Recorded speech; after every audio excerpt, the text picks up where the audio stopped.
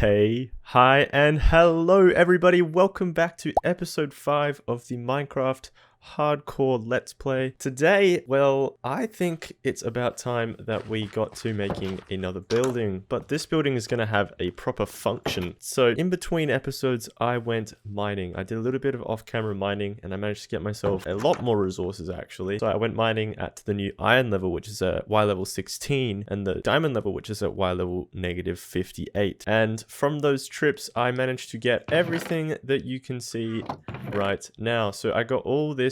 I got 18 diamonds plus 9 actually. I got all of that. I got all of this as well. So this is my dilemma right now actually.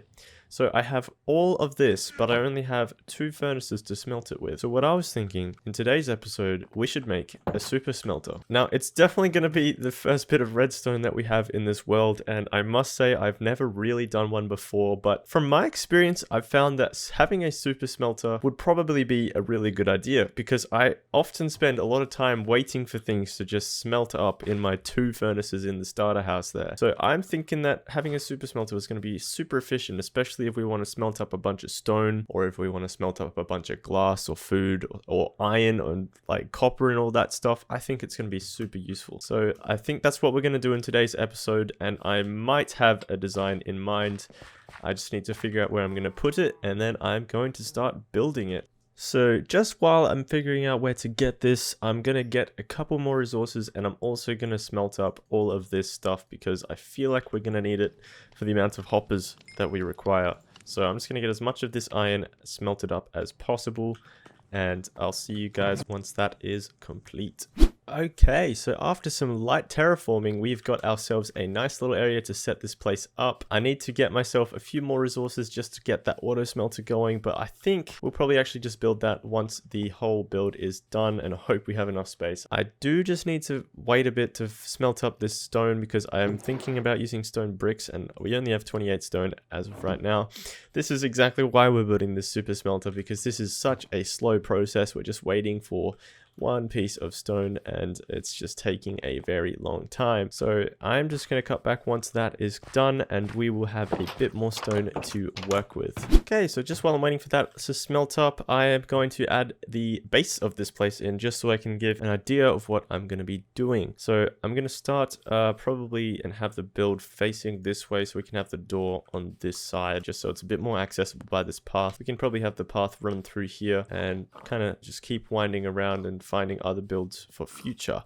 So I'm going to start by putting down a pillar, our first pillar right here, and we are going to make this 5 wide. 1 2 3 4 5. Just have enough space inside for that super smelter there. And sticking with the odd numbers, I think we're going to go across 13. So I'm going to count 1 2 11 12 13 and put another log there. So it's going to be quite a long build, so we're just going to go across 5 here again, and that is basically going to be the shape of the build. I'm going to put a base of stone along here, and I just don't really have enough to fill anything in just yet, but for now I'll fill in the outline of this little base here. And then I'm going to come out the front here and add a nice little porch, probably 4 blocks out, and we can bring the porch around just like that and fill all this in with stone blocks or slabs, whichever one. Actually, I might go ahead and change these into slabs just to make it a bit more efficient. Alright, so I know it doesn't look like much right now, but I think we're just gonna have to trust the process here. It's gonna be quite tall as well because I think this super smelter needs quite a bit of space. So I'm just going to build this probably 5 or so blocks tall, then just have a nice little roof on top. I'm going to get building, and maybe I'll explain this process in the editing stage. We'll see. Howdy, hey, Editor Mopie here. I decided to go for a voiceover because I thought it would be a great idea to kind of describe what my thoughts were as I'm doing things. So currently I'm just adding what's going to be the chimney of the furnace. I'm just putting tuff at the base, tuff and cobblestone, and then it's going to go into andesite and stone, just because I think that that is a great gradient. It's starting at the dark and it's going to the light. So I build that one up to the height that I want it to be at, and then I move on to making the walls of the house. So I just add some spruce logs and strip every single one of them along the the sides just to give a little bit of a trim on the bottom, just to break up from the stone straight into the spruce planks. I then build up the walls and the pillars at the corners of each side. It looks very plain because it's just a plain spruce wall with pillars, but I promise you it changes very quickly. I then start to put the deep slate tiles on the roof, keeping the same kind of theme as the other builds in this world, and it is at this point that I realize that the chimney is probably a little bit too far into the build. I want it to pop out of the build just to show how big it is, and that this build is actually centered around that chimney. So I actually moved the whole chimney back to make sure that the roof does not go through it, and I think it actually makes it look a lot better. So once I fix that, I end up adding stairs and slabs of andesite stone and cobblestone just to make it look a little bit more rounded out. And then I pop an assortment of stairs at the top to finish off the chimney, placing a campfire in there to give that smoke effect at the top. With the chimney complete, I moved on to making the frame of the roof. I started off with a bit of a slope into the peaked roof that I'd used in the starter house, and I think it looks really, really nice. I then copied that onto the other side and then started to fill in the sides of the roof with some cracked deep slate stone bricks, some cobbled deep slate, and some normal deep slate stone bricks, making sure to add in some windows on the side just to break up the roof a bit. And to finish off the build, I went around, added some deep slate window sills and some calcite to make sure that we stuck with the theme of the world, and with this we finished the exterior. Okay, so I think I'm pretty confident that I've finished the base house. I haven't had any decorations, not even windows. Very, very, very, very basic for now. But I think this design is coming together very nicely. I like the texturing that I've done on the roof. I'm just experimenting with that a bit. As you can see, everything else has been a little bit plain, and I haven't been the biggest fan of it, so I'm just trying out this new texture, adding in a bit of cobbled deep slate stairs, cobbled blocks in there as well, and also some cracked deep slate bricks, which you can get by smelting deep slate bricks in a furnace, by the way. That is something I learned today. But I am really glad I did, because that is actually looking really nice. I like the way that it makes it look a little bit more worn, while still kind of keeping to the same color theme that we had originally. I also added the calcite at the top to align with the themes that we already have, the block palettes that we already have. And then there is this side. Okay, so this side is looking... well, it's looking a little worse for wear, as you can tell. It's a little bit of a blocky wall, and I know it really doesn't look good, but the super smelter is going to be going up against that wall, and I can't exactly put any windows in there just like that. So I'm probably going to have to find a way to fix that up somehow, but I might just put like a little lean-to off to the side there. Maybe had another bit of a working station out the back, and it could look pretty nice. But I think it's time for me to get on to putting in the decorations for this place, and maybe adding in a floor so we can get that super smelter set up. Alright, so welcome back everybody. I have completed the exterior for the most part. I haven't added the windows. I still haven't done that. That's always the last thing I do for some reason. Maybe it's just because I never think to actually plan ahead and smelt up those windows before I can put them in. Who knows? But I think we've come to a final design that I really like, and this is it. Alright, so I've got myself some windowsills here to break up the spruce here. I might even add some more leaves there just to break up this little flat bit there. But we'll see. I've added these nice little barrel kind of frames along here with just a normal spruce trapdoor to kind of act as a window shade. For these, I've just copied that. I've added the spruce signs as a barricade for the leaves, kind of holding them in. And just to break up all the white bit up there, I added a dark oak gate. I've also gone through and added some cracked bricks just to break up the texturing in here. I was even thinking of putting some mossy cobblestone in later just to add a little bit more color into the build, because currently it's just the leaves, and I do like me some color in the build. We've even got some moss to spread around, but of course I'm going to go around afterwards with some bone meal. I'm going to add in some coarse dirt around here to make it look a little bit more lively and lived in. And around here we've broken up the back of the house, the really flat bit, We've added in a little bit of a shelter here. We've got a little bit more of a workstation going here. We've just got another cauldron and a smithing table, and I just added the last grindstone I had just there. The same kind of thing here. We've got the same windowsills with the leaves, and I think it's looking pretty fantastic from every single side. Of course, this side is exactly the same as the other side. We've got the window, of course, without the window panes, so we'll probably get to that. But that will be directly after I work on the interior of this place, because the interior of this place is going to be the single most important part of this build. We're going to do the super smelter right up against this wall with us, and we're going to hopefully take up all of this space and not waste any of it, and hopefully we'll still have enough room to move around once that is done. I'll be following a tutorial, and I will let you guys know which one I do when I am doing that. Alright, hello everybody, welcome back. I have got myself the resources I need to build this, and I will be following a tutorial done by Mysticat. I will link the video down in the description, and without further ado, let's get straight into it. So I want to have the output chest right here, and that is the best place I can put it, just so I have enough space to come through and access everything in here. I only have enough space to do 6 furnaces in this super smelter, so I'm just going to do 1, 2, 3, 4, 5, and 6 facing into each other like that to suck all of the outputs from these furnaces. Pop the furnaces right on top there. Then I want to go behind these and add these hoppers facing directly into the furnaces like so, and then again up top and add these hoppers facing directly into the furnaces from above as well. Now I want to grab some building blocks and take out the top row by 3 and the bottom row by 2. So there's 3 and there's 2, and then I want to come and copy that on the other side, take it out by 3 and 2. Now I can start adding the rails on. So I want to put 2 powered rails like so, and then just follow this along with my normal rails all the way along here. Add 2 more at the end again. Then I want to put another powered rail here and follow this through with the normal rails as well. And then once that's done, just because I did that in that order, I can break this guy and the guy at this end as well, so these two don't connect together and ruin the whole thing. And now what I want to do is I want to put a block right here and right here, just so the minecarts on these do not run off. Then I want to go ahead and put a block of redstone on this side, the side that does not have the collection chest. That is very important. I'm just going to put a block of redstone right there, just so I can get both of those with no fuss. Now I'm going to go ahead and put the minecart with a hopper onto these unpowered rails over here, and I'm going to add a chest both here and here as well. This is going to be the input, this is going to be the fuel at the back, and at the bottom there is the output collection. So now that we are done up the top, we do not need to be there anymore. We can hop down and we can place ourselves a lever right underneath this power rail here, just like that. And once we hit that, those minecarts should instantly just pop across there and then pop right back like so. And if we flick that off, they will stop.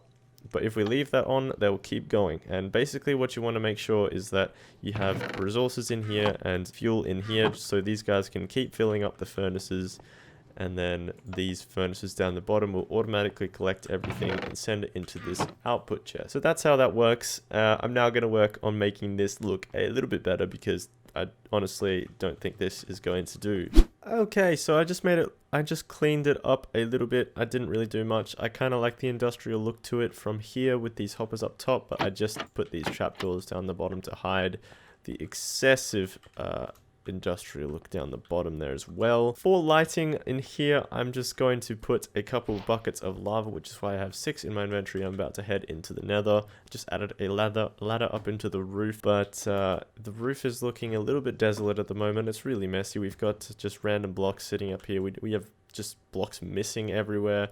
Actually, I should probably put a block there. That is for the chimney. Yeah, so basically all I need to do now is get that lava, and this is going to be technically done. So I'm just going to go grab that now and pop that straight in there. I'm also really hoping that this stuff doesn't tick and start burning the roof and these trapdoors and everything. I'm thinking it should be okay, just because there is a lot of stone kind of retaining it. So I'm really hoping this is going to just keep it right in there. But yes, that is looking perfect. I think that is a great addition to a forge kind of build.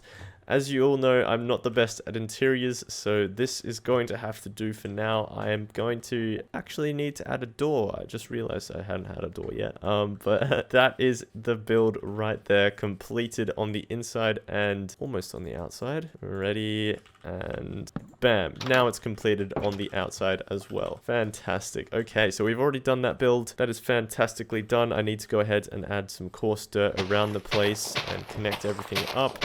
So I'll be back once that is done. Alright, welcome back everybody. I've put the dirt in. I've got all the coarse dirt. I've made the path go through to the stairs right there and all the way around into this little workshop area back here as well. Now, some of you may have realized that I've just got random logs placed around like this. They're not random. They're actually there to show that I would like to put another custom tree there. So I'm going to go ahead and get to building those. Hopefully they'll turn out nice and make the place look a little bit more complete and tied together. I then have a bit of bone meal to go around and add a little bit more grass everywhere just in case the area needs it. But yes, this is going to be a pretty spread out village. We've just got massive spaces in between houses and stuff.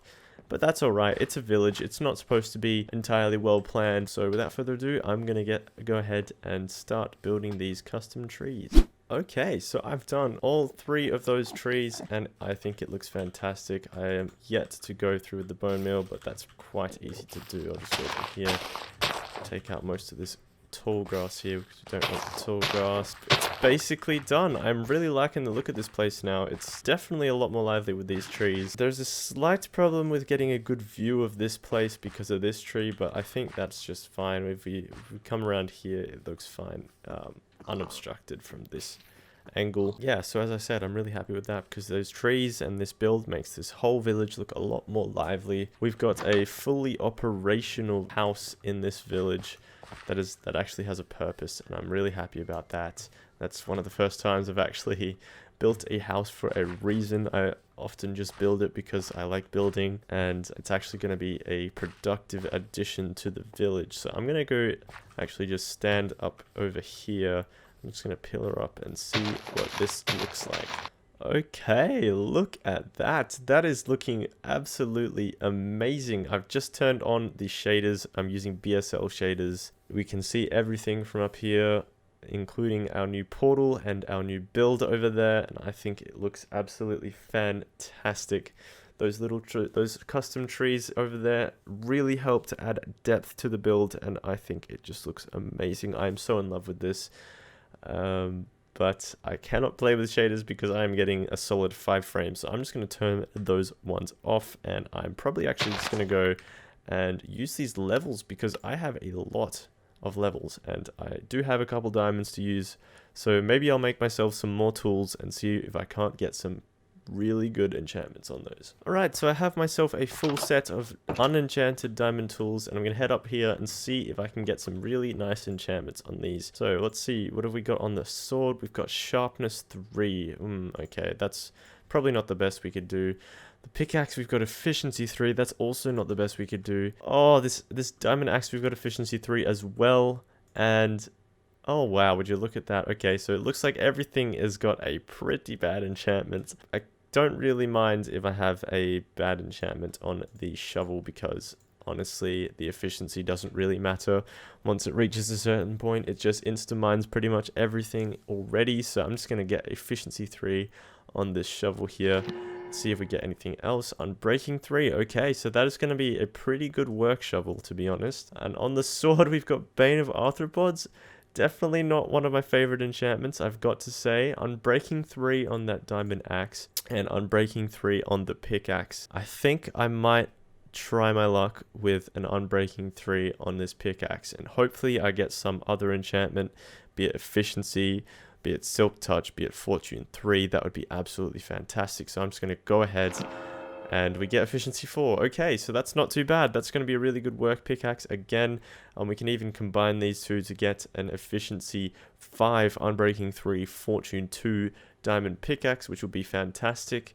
And now we can go back to our sword and our axe, and as we can see, we got the sharpness 3 on the sword, which is not going to be ideal. I'd ideally love to get that one with the sharpness 4, or an unbreaking 3, or a looting or something, whichever one comes up first, and I want to grab that because I love those enchantments, particularly the looting on a sword. Really helps with getting mobs and the rest of that. So I'm gonna actually go ahead and get the efficiency 4 on this axe.